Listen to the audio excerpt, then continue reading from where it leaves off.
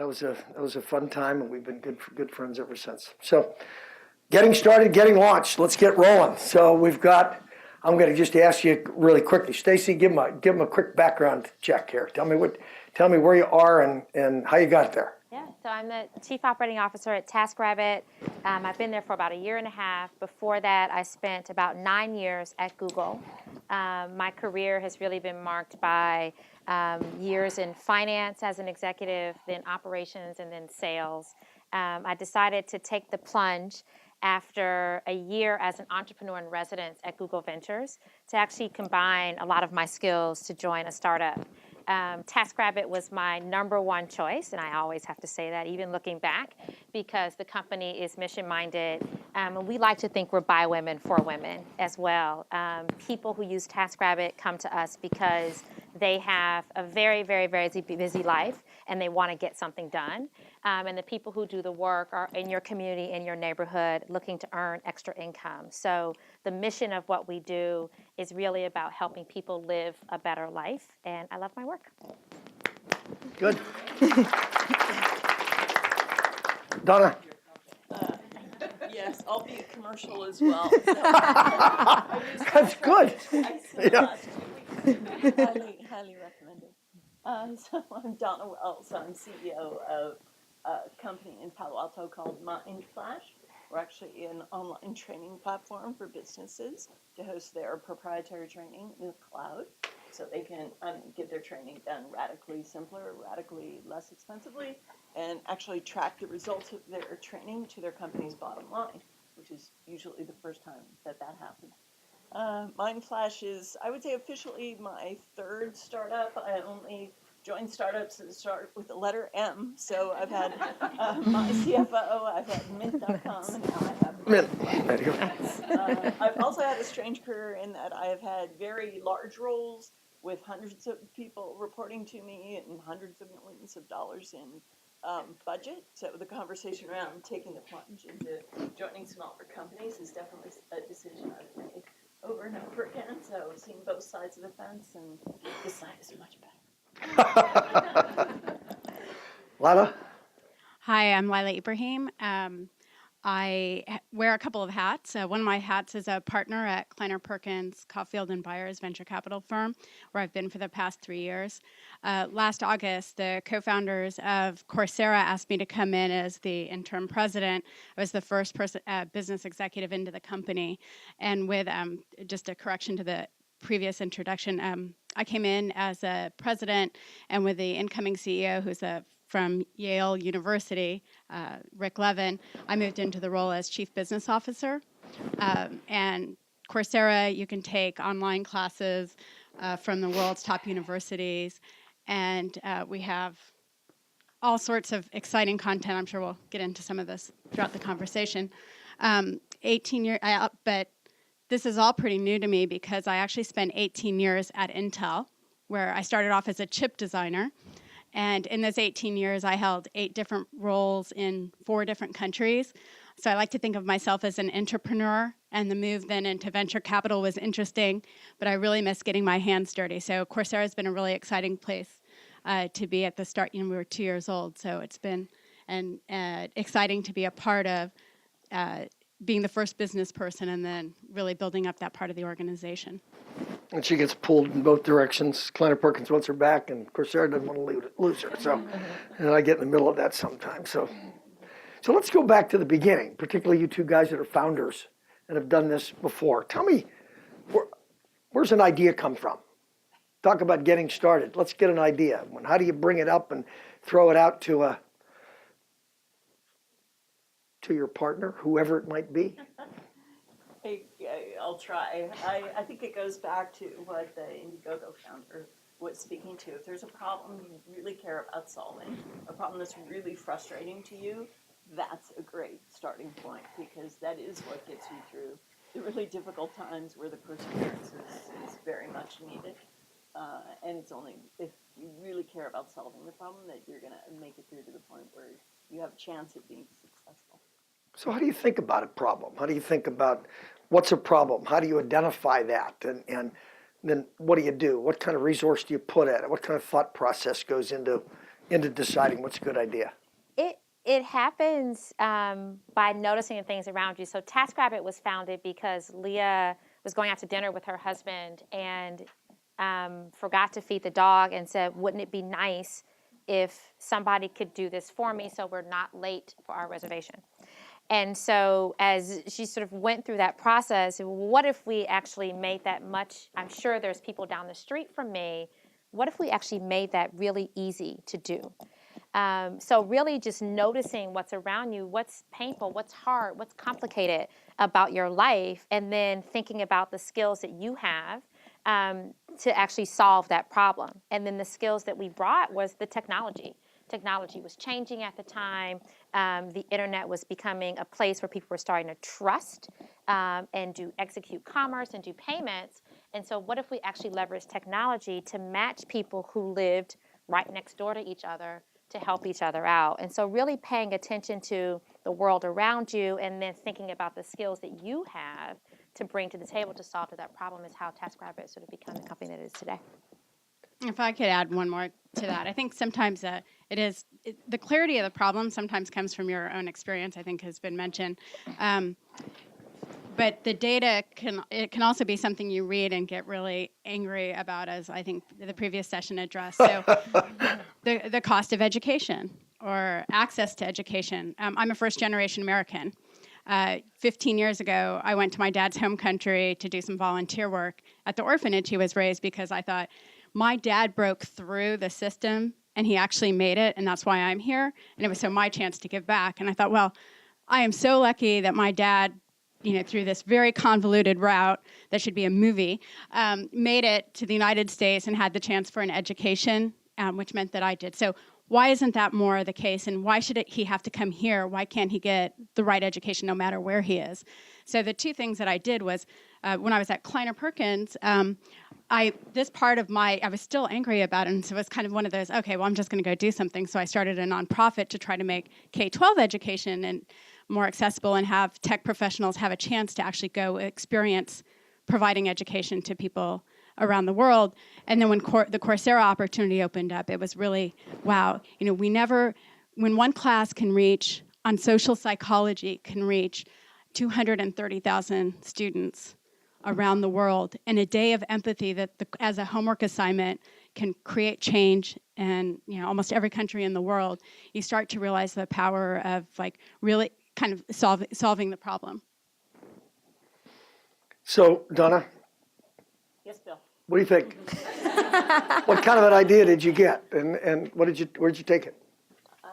Well, the current idea, the current problem that we're solving at Mindflash is helping companies bring live training, Right. which has its place, but online where it's actually scalable. And the founder of the company, which was not me, a UC ESP engineer, actually was the founder.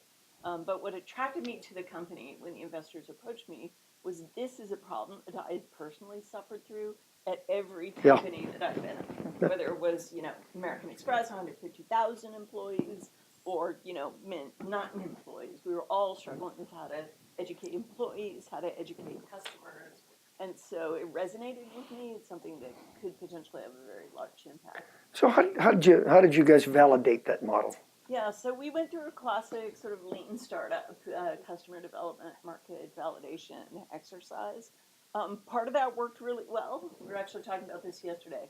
Part of that didn't work well for us, and that's been part of the lessons that we've learned over the last couple of years and what we've had to adapt to. But basically, we went out and talked to a whole bunch of folks within companies of the target size we thought we'd be serving, and asked them what their training process was like today, and what were the problems, and what were the costs, and what were the inefficiencies of the process that they had today. And I'm talking about training, but this applies to, if you're solving a sales process problem in a business, or you're solving a personal finance management problem for consumers. So talking to an awful lot of people, collecting a lot of data, and understanding whether your original idea actually has the potential to get traction in the market, and for my part also has potential to get you paid, because I'm really tired of the startups that do. I saw a great thing on Secret yesterday. It's a new joke. It says 1 million people came into a bar. Nobody bought anything. Bar labeled complete success. I'm like, not in my book. Do something you get paid for, and it's clear. I like that one, huh? Not doing it well. We should try that next time we go to La Bodeguita. Oh, they're making money. Yeah, but we came in with our credit cards. So, Stace, what do you think? What about, tell me, you got the idea. How'd you validate it? I mean, obviously it was something that people wanted. Could you get it to a scale and make enough money on a transaction basis to be able to do it? Absolutely. We look at unit economics. We're a marketplace. And so TaskRabbit operates in 20 cities around the world, but we did not start that way. The company started in Boston. One city, one market, one geography. And the neighborhood we picked was like a neighborhood where a lot of moms lived. And we knew that we had to have really good people who were going to do the work. So we interviewed every single person who was going to be a TaskRabbit in a coffee shop. And then we started marketing locally to sort of prove the model that people would actually hire those individuals. And once it started to work in Boston, then we started to get traction. Then we started to understand, well, how much money could we actually make? What kind of work do people actually want to get done? What actually works well? What doesn't work well? So we didn't go from one market to 20 markets overnight. We had to really understand the playbook and then prove the model market after market over time. And it gets shorter each time you do that because you learn each time. But you also learn in our business that there are cultural differences. There's a cultural difference between LA, DC, and New York. And anyone who's been in any one of those places can agree that there's a cultural difference between each one of those markets, and really knowing the nuances of those really triggered our success. But having demand pull you is another thing that sort of validates. People will contact us from Las Vegas all the time and say, we really want TaskRabbit in Las Vegas. Why don't you come? Please come. And so there's a lot of demand. But the problem with Las Vegas is that the unit economics don't yet make sense. So you got to be careful with the customer saying we want something with what you can actually generate. We don't believe we can get quality supply in Las Vegas, so we're not in Las Vegas right now. So you've got to balance, especially in the beginning, what your customers are telling you with what the data and the economics are also saying. You know, I mean, it's hard to tell somebody to go over and play the dollar machine. You know. That's right. Please hold my drink while I lose all my money, right? It kind of doesn't work. Oh, so Lila, put your venture capital hat on now for a second and think about starting teams. You know, you get a founder comes in, make a great presentation. You want to talk about you're excited by the idea and you guys want to put in money. What kind of advice do you provide a founder on getting a founding team? Who do they hire? What kind of people are they thinking about, et cetera? It's interesting. I thought there was like this magic checklist before I got into Kleiner, and after 3 years, I realized there really isn't one, and it varies by company and it varies by founder. When I look across, because I dealt with primarily both the digital, the internet, and the green tech companies within Kleiner. When the CEOs who were very self-aware, who recognized what their strengths were, and didn't necessarily hire a lot of like people, but people rather that complemented them, and they didn't have the fear of asking for help, but rather were aware of what strengths they brought to the table, but really wanted to learn and had this passion for learning. So would accept advisors or asked for help with advisors or mentors, wanted to hire people with complementary skills, listened to them, asked questions. They're the ones that I have seen over time scale much better and faster. And even though they didn't have experience or expertise in a certain space or had been an entrepreneur before, they're the ones who seem to be a little bit on a faster ramp. One of the things that we've been seeing a lot of people do is hiring someone to help with recruiting early on in the company. I think at Coursera we did this. After me, it was the next business executive we did. I know Flipboard did the same. And what that has done is it lets you operationalize some of the team building to the point where it's, the executive, as an executive or as a founder, you need to spend the time, because who you bring into the company is so critical from a culture and a helping you achieve your mission. So someone who can help really operationalize that and help you be able to scale, but finding the right person for your company is key. Contractor or full employee? We actually, at Coursera, I'll put my Coursera hat on, we tried both. The contractor was very helpful at the beginning because we weren't sure what kind of culture we needed and we weren't sure what type of skills. But we found, and we wanted to make sure we were hiring the right VP talent, because their understanding of what the DNA that we wanted to build and was really critical. And when you have founders who maybe haven't built out organizations before, they don't know what they want. Yeah. So getting some practice was really critical. And actually, by the time we brought in our VP of talent and when I joined, there were a few people we had to let go because we wanted to really build the right team. And by then, we knew what kind of culture we wanted to build. So we were probably in existence about a year and a half before we brought in our VP talent. And like I said, it was the first vice president we brought into the company. Donna, how many people in your company now? 25. And go through the process. How did that group emerge? Well, when I came into the company, it was probably about 20 people, but heavily weighted toward tech, which was totally appropriate to the company stage. We'd done a lot of work to get the product ready to go to market, and then as it went to market, we shifted the folks that we have across different departments. So today we're about half technologists and about half product marketing, customer support, success, sales. The thought process was, as the product evolved and the needs of the business evolved, we evolved the headcount and the roles underneath. Stacy, how many in your company? Got 43 people. 43? Yes. Go through, who'd you hire right at the beginning? The beginning was really about culture definition, like you talked about, and I have that as one of my big topics thinking after our about conversation. just values and principles.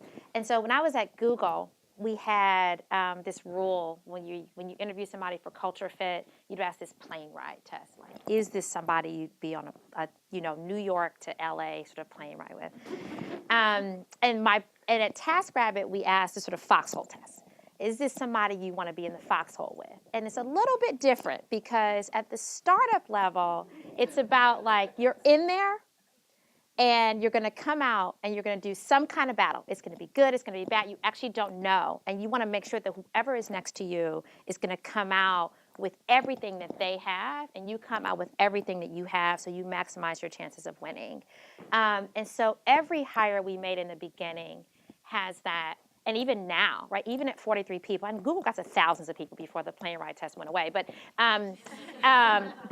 even now, every single person that we look for sort of meets that criteria. Are you bringing a skill set that we absolutely need in the company? And if we all line up together, that make us a stronger army, right, to go out and win in the business that we're in.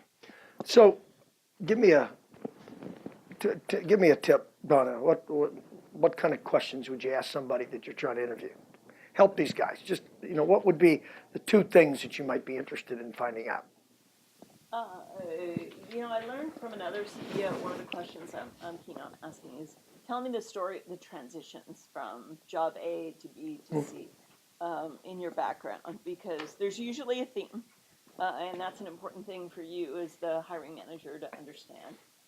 Is this a person that's sort of, like a pinball machine, just bumping in between? Well, my ex-boss went to a new company and I just followed her.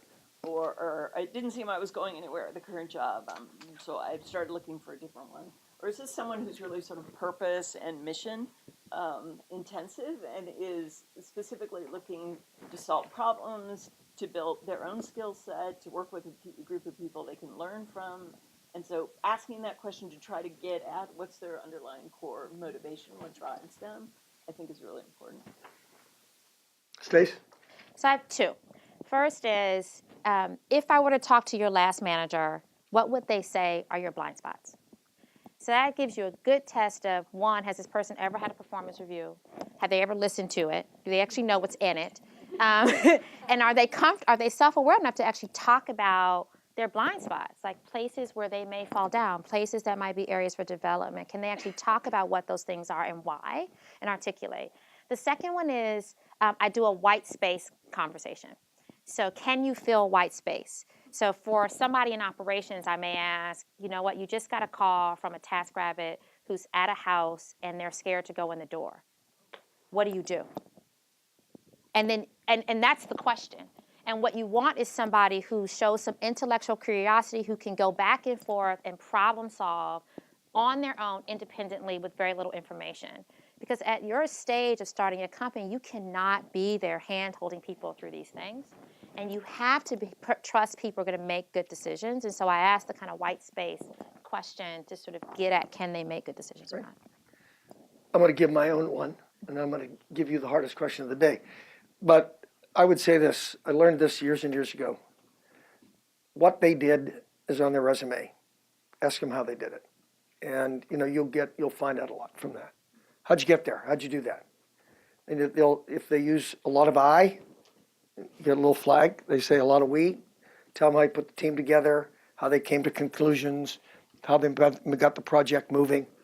Just ask them all the time. Don't ask them what they did. That's on a goddamn resume. Just say to them, tell me how you got there. So I'm going to ask you the hard question. So now, early stage companies, you come in, you're kind of the acting president. You got two very, very, very heady, very smart intellectual founders.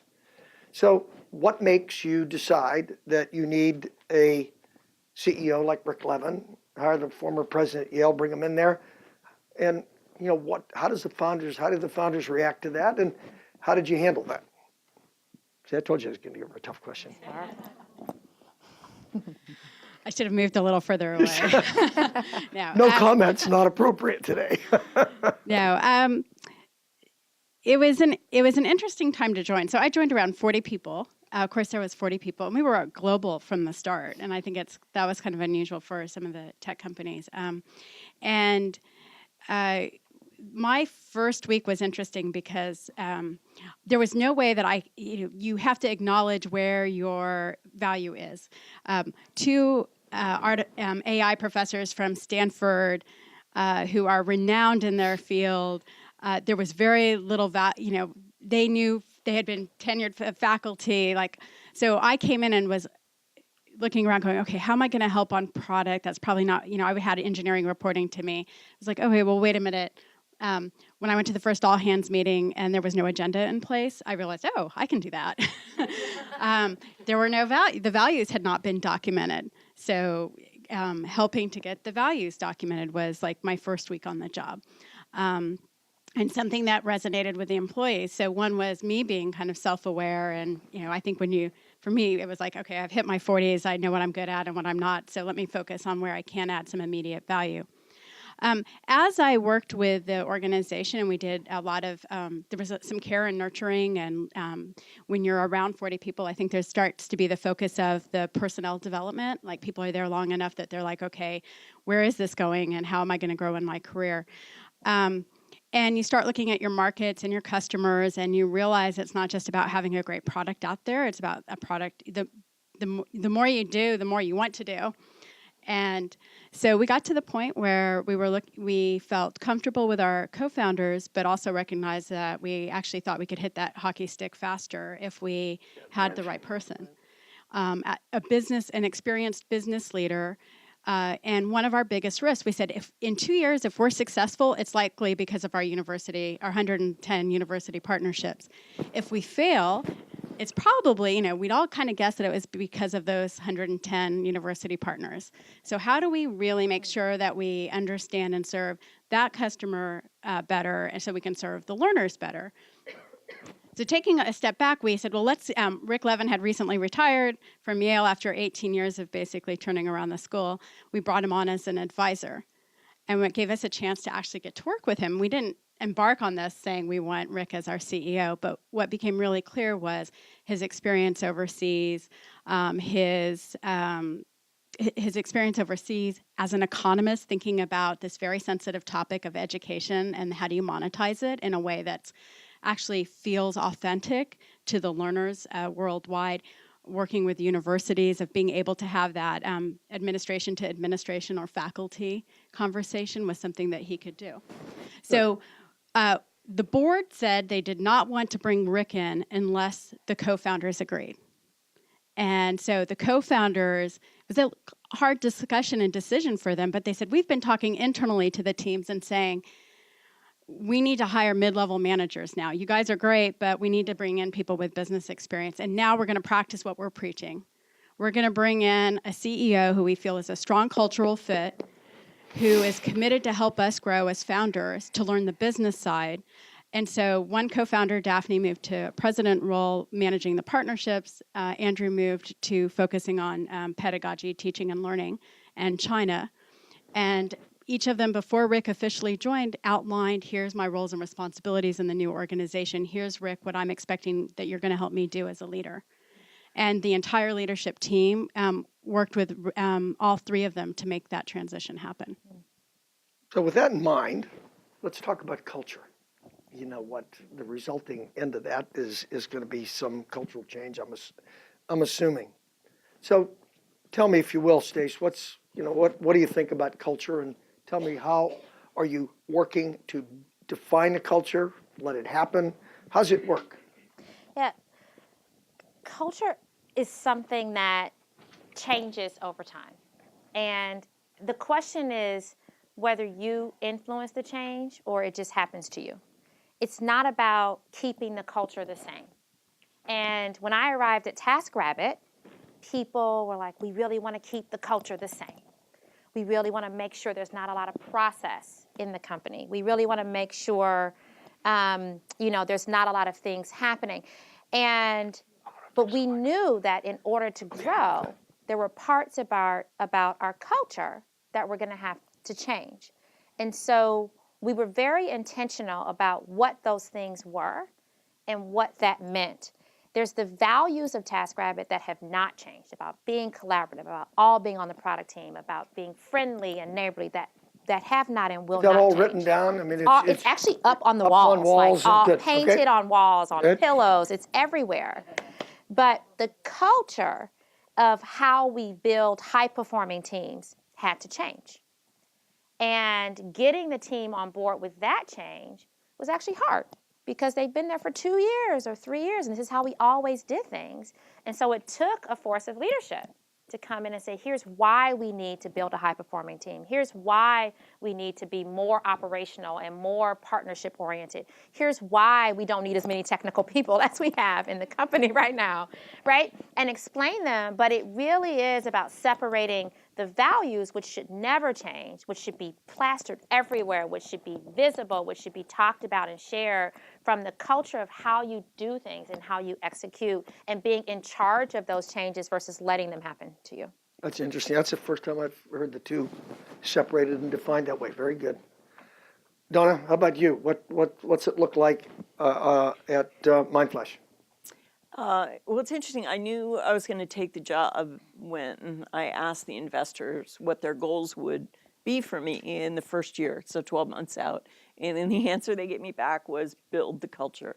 Define the culture you want and build it. And that's what you need to do in the first year. And my immediate reaction was, wow, that's great. My second reaction was, oh, it'll never take that long.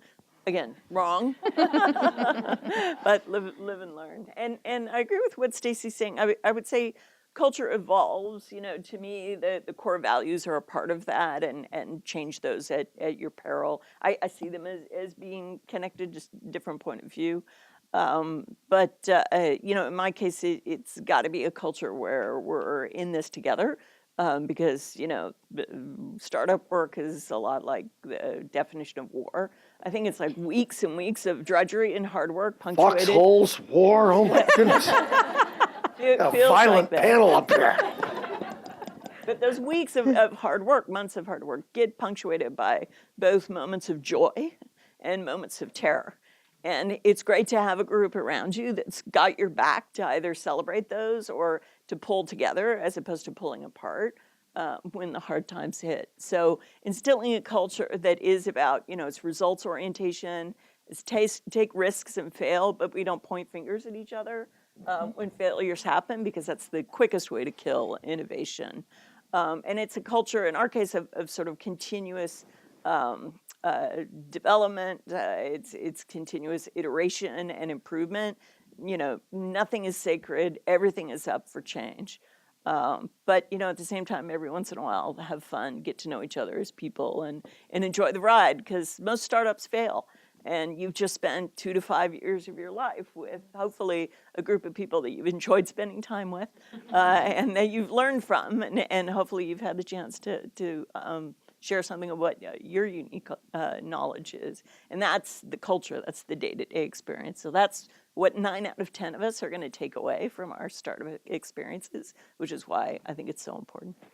Lila and I spent a lot of time at helping at Kleiner Perkins when she was there, and she was given the assignment, and I was asked to help about trying to help define the values at Kleiner Perkins as the company got bigger.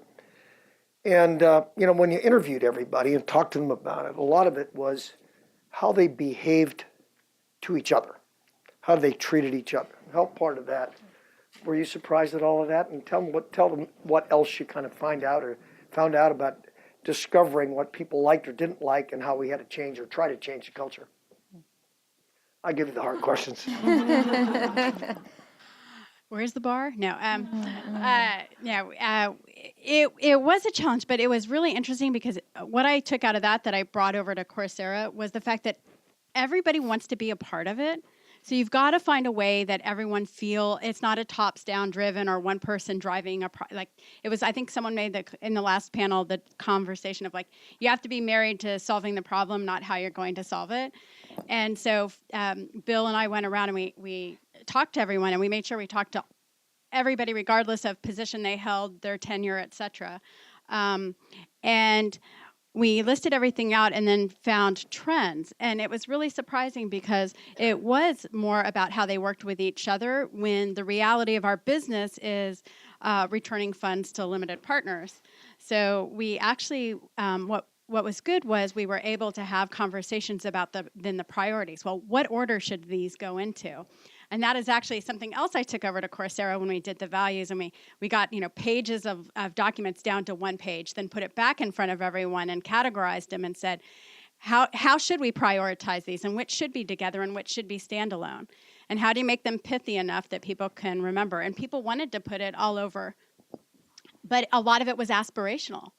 So we said, well, let's put it first on everyone's desk, and let's see if we can actually live our values. If we feel like we can live our values for a year, then let's see where we can simplify, because we actually over-explained them because everyone was talking past each other on what certain things meant, like be a good partner. Like, what does that really mean? Like, what behavior are we looking for? So we put it out handed it out to everyone in a frame, put it on their desk, took it into meetings.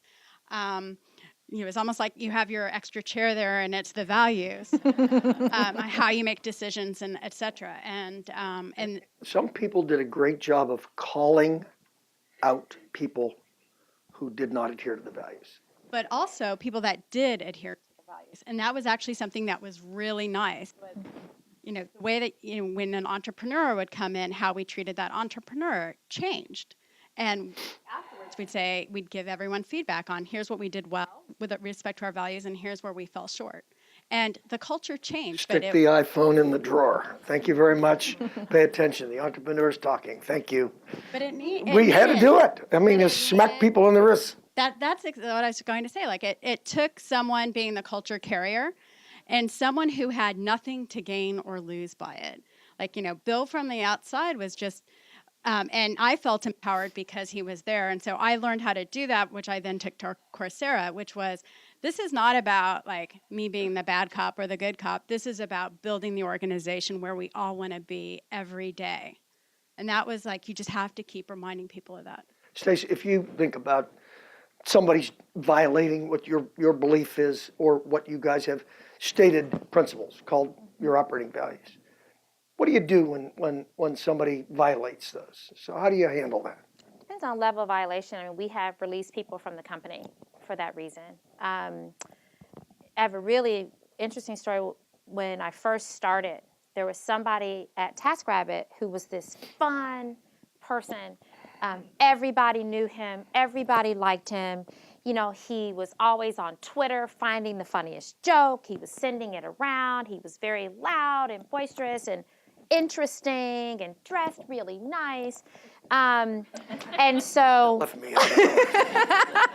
and so one day we did a talent review. So we had a real systematic process I implemented of like, how do we actually evaluate the capabilities of our team and what we need going forward? And this guy was kind of falling short, but they're like, oh, he's a real culture carrier. And I was going to tell this story if you didn't ask me this question. He's a real culture carrier.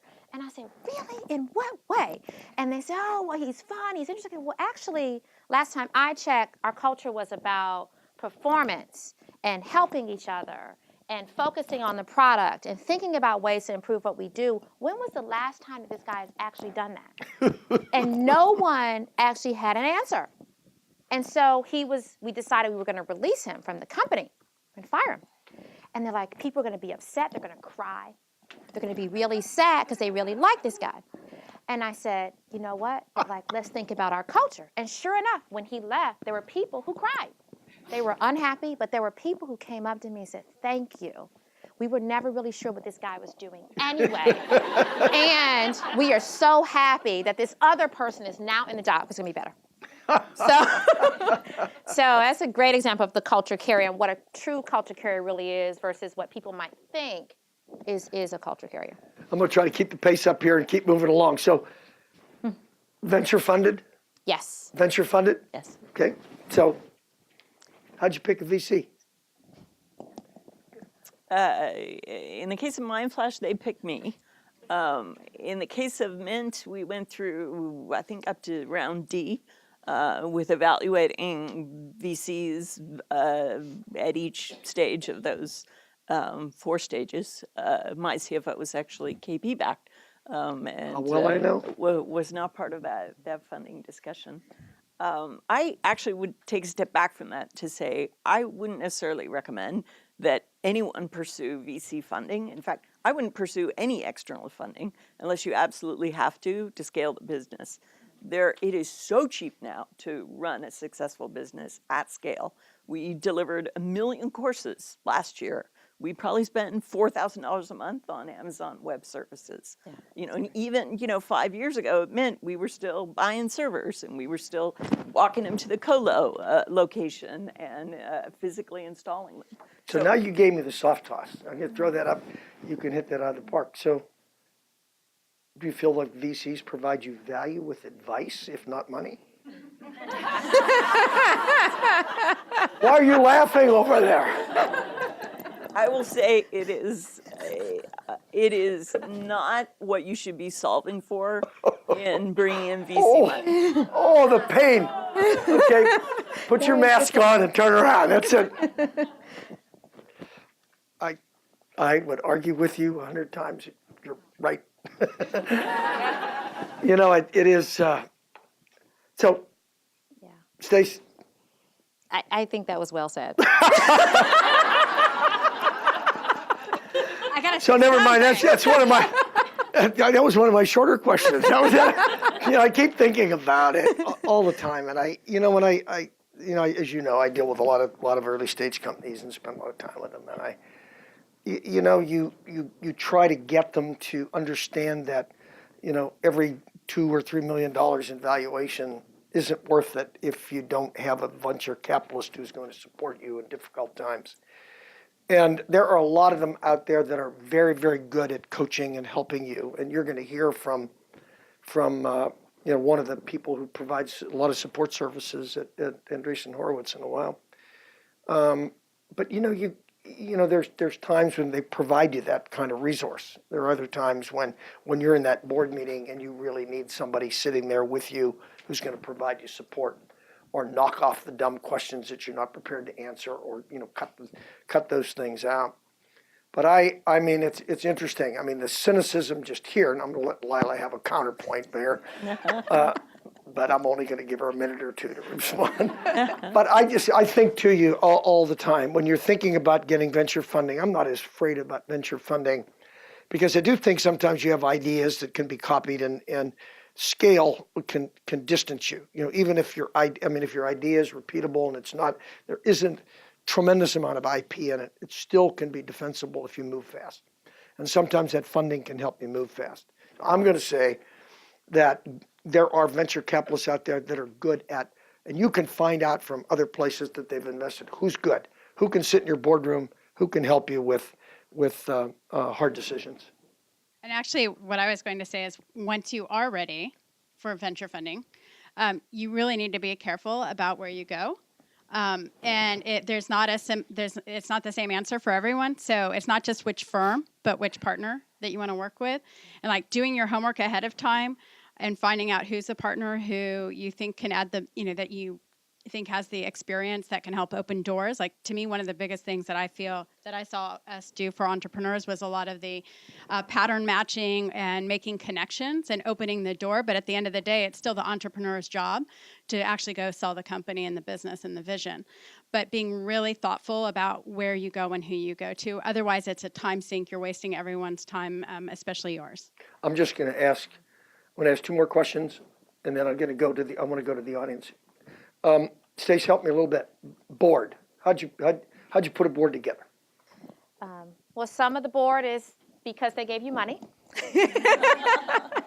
And you sort of get what you get. And so Lila's point is so important because you're taking money from people. They are getting a voice and a seat on your board, and they are the people who have a lot of power in the room because they've written a check.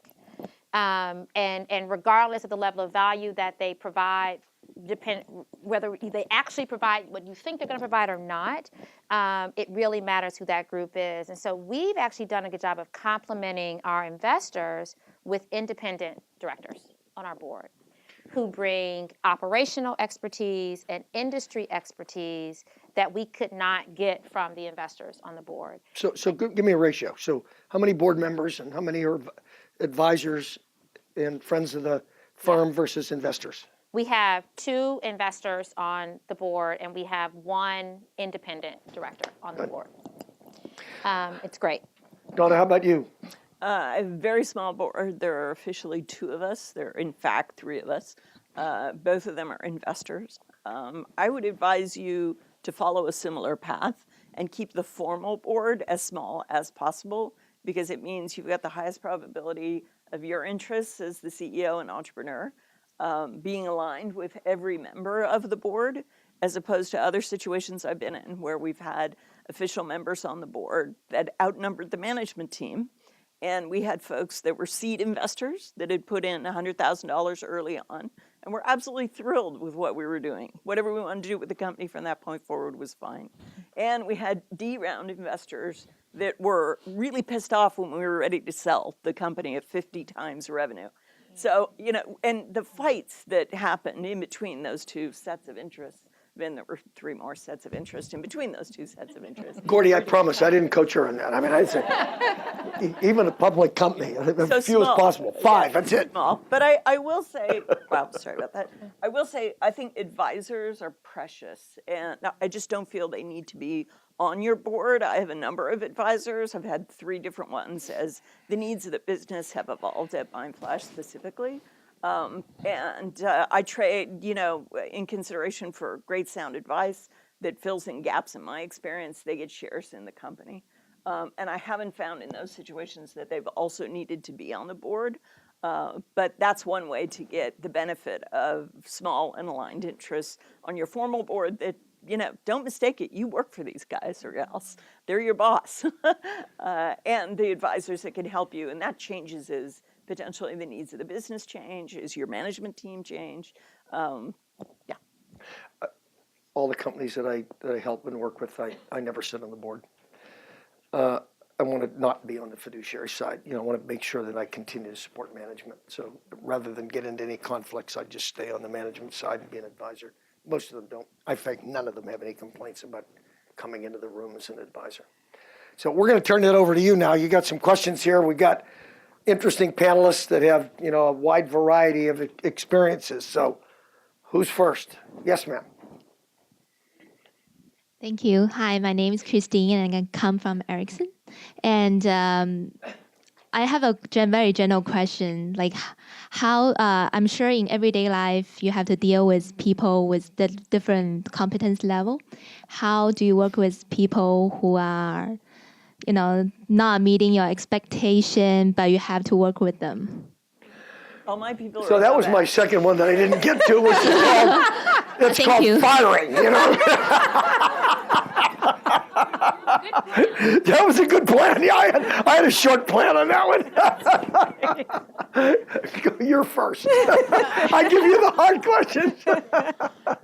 You have to deal with it really quickly. Like as soon as you start to question it, like that's your signal to do something. And even if it's being really, and you have to be very clear with your expectations and of the role. Because I think, as Stacy pointed out in her story, I think we all have a story like that. So deal with it quickly. I've never looked, as fast as you can. Have a conversation. It's hard to have these conversations, but it's really important. And a lot of times people will hear what they want to hear. So being thoughtful about what you write out or follow up in an email of like, hey, here's what we discussed. Here's what I took away. In 2 weeks, you're going to come back with these things done. And the one thing I've started to do that I've learned from my time working with companies at KP is also that like tough love is still a type of love. And so if having the conversation of if you're not meeting these expectations, we have to have we're going to have a more difficult discussion. And that's if they're not, you have to be able to be direct early in the process.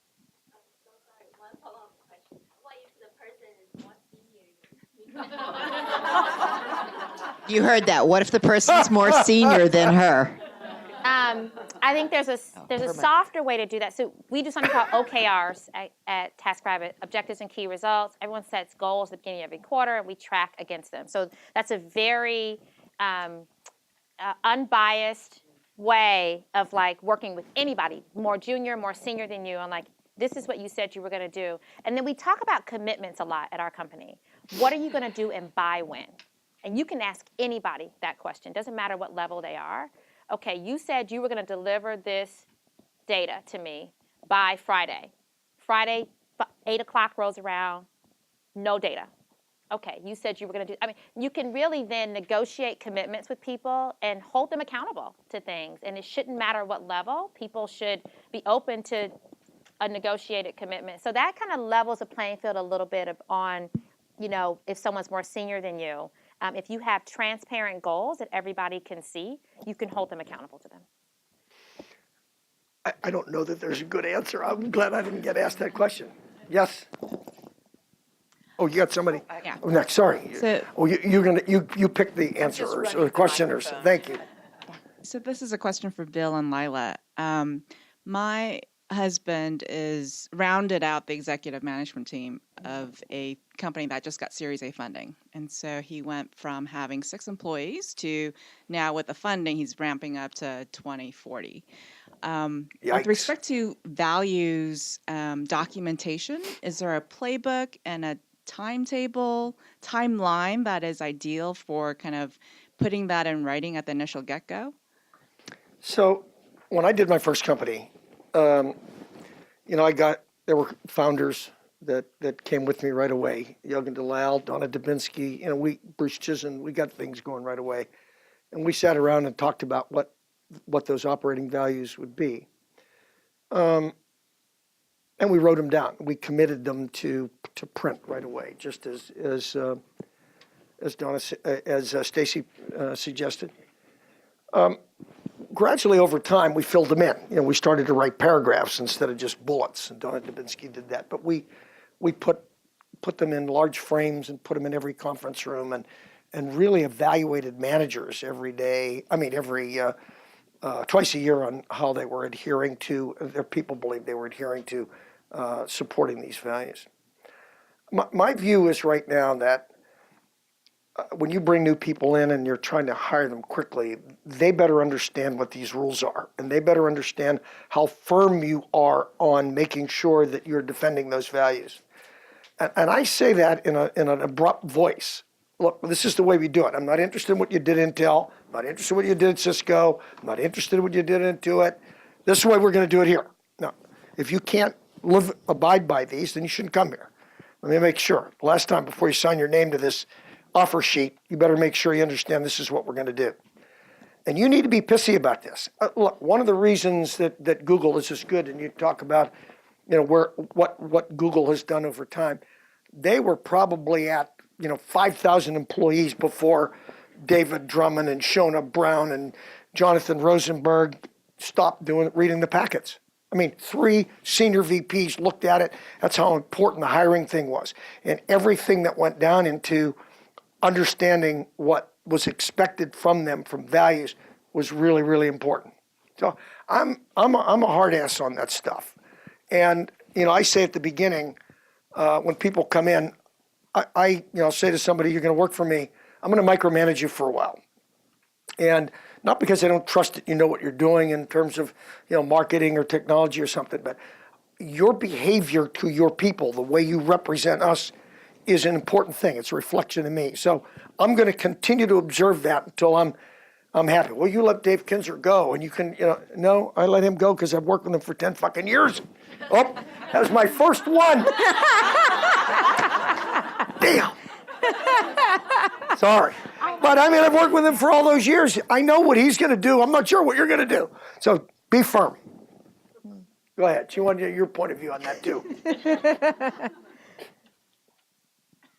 I think writing something down as soon as you can, especially with the founders and a small team, because as the company grows, when you have a group, the founding team around one table, and then they fit into one room, and then they expand to one floor, and then they expand to 2 floors.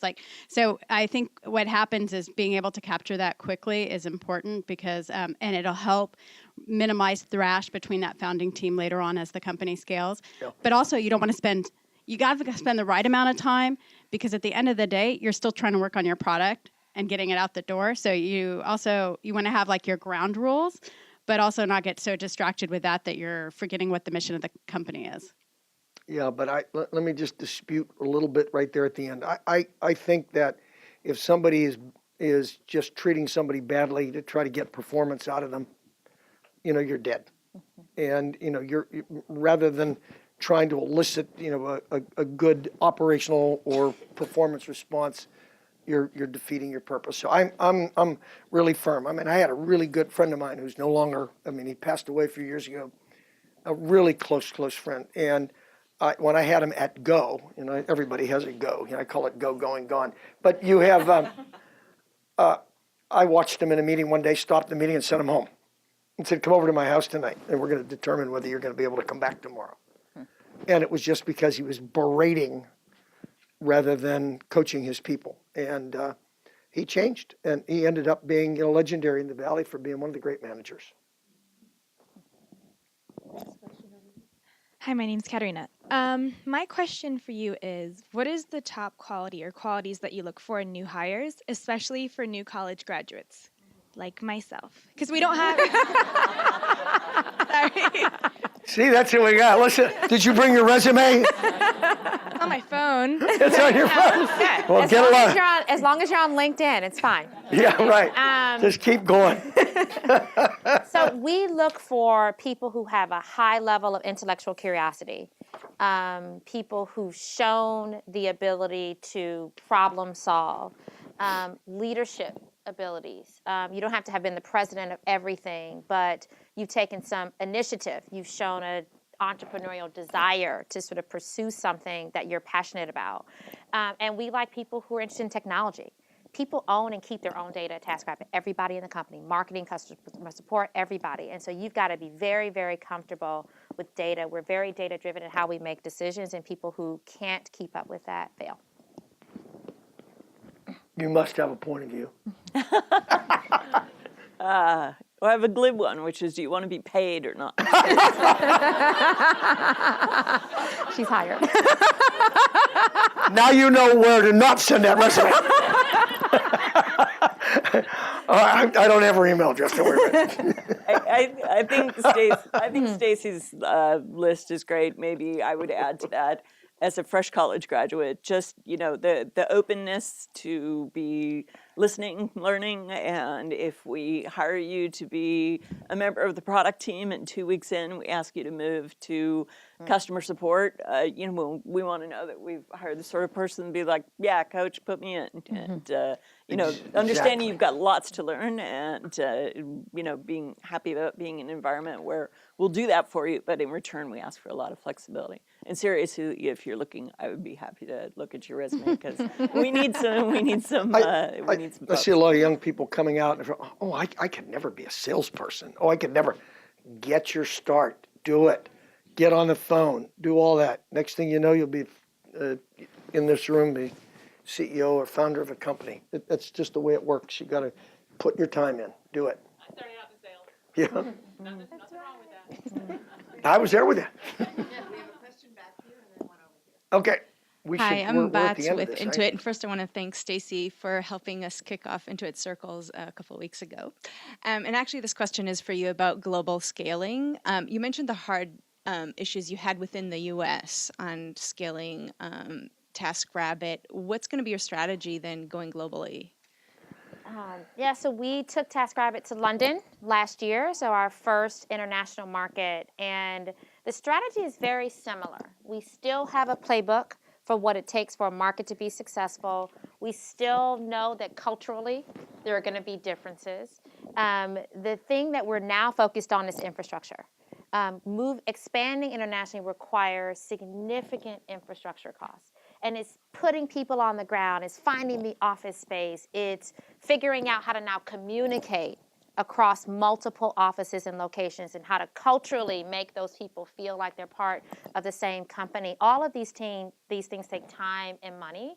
And so as we think about beyond London, we're going to really try to expand within the UK first, right, to increase density. And then we're going to look at what's the next most attractive market that leverages the infrastructure we've built from going to London.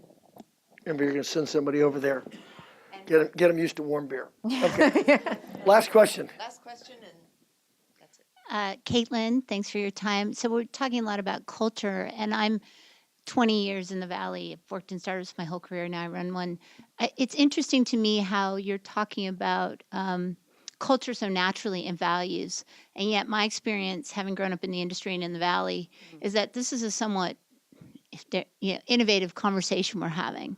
And so, one, thank you. It sort of validates the work that I'm focused on. But how do you think this conversation fits in culturally with the larger startup ecosystem, just even in San Francisco and the Bay Area? Because I find it hard to have these conversations out there in the world sometimes around values and the importance and the connection to experience. Am I just talking to the wrong people?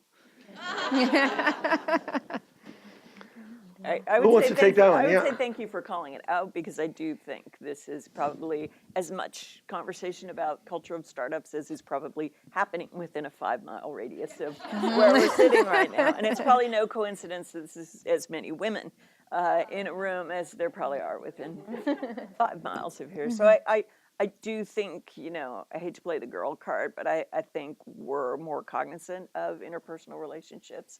And the good news is... Oh, sorry. Except for you, Bill. You're outnumbered in Gordy. this room, Bill. Again. And Gordy, Gordy and I are enlightened. And Gordy. But, there's all sorts of evidence that, a high-functioning, diverse team with strong shared values delivers greater business results. So being data-driven, this is a topic that every CEO should be looking at hard. I think that, my view here is that CEOs are, in fact, responsible for culture. And culture comes down to, you can write all those operating values down, but it comes down to adhering to them and then disciplining people for bad behavior. It doesn't mean you fire them, but it does mean that they be reprimanded. And then, unless there's major behavior changes, got to let them go. And you'll be surprised the cloud that gets lifted off. Now, do I think that most of the companies that are around Silicon Valley operate that way? I think a lot more than you'd know. And it's something that I spend a lot of time with when I go into an early stage company and try to make sure that those values are, one, principled, believed in by the founders, and that the founders can articulate what those values really mean and why they want them there. So I look, all of you or many of you here are startup CEOs. You can't ignore that. It is, they're going to evaluate the culture of the company by your behavior. And then your behavior cascades down to the people that you work with, and it cascades down to them only if you dictate that it gets cascaded down and that they have to behave the same way. Can I add? Please do. Um, Lila gets the last word. I was just, one of the things that we've done at Coursera, I haven't seen this done in any other of the tech startups that I've worked, but I actually feel like it's a gem, so I want to share it. Part of building a culture is also finding out what's working and shining a spotlight on it and helping others within the company celebrate and have the same opportunity. How many of you have hackathons in your organization? Okay, not as many as I thought maybe, but one of the things that we did was hackathons were only for engineers. Our company is not all engineers, so we created make-a-thons. So walls get painted. Our values went up on walls because a couple of the designers and a few of our partnership managers painted them on the walls during Make-a-thon week. What do you call it? What kind of fun? Make-a-thon. Make-a-thon. We have a garden. This is a great idea. On our porch, because during Make-a-thon, the guy who leads our China initiative went with a couple of folks to Home Depot and bought, dirt and boots, and and we have a garden. There's, all sorts of wonderful things came out. We have a music video that came out of our Make-a-thon. And it was a way that we took a part of our culture, but we overlaid the value of care for teammates, and we made it accessible to everyone. And so I think part of this is go figure out in your companies what's working and celebrate the culture that you do have. You've been hiding those good ideas from me. So on behalf of our panel, we thank you very, very much for great questions and your attention. Thanks, Beth. We have a little something for each of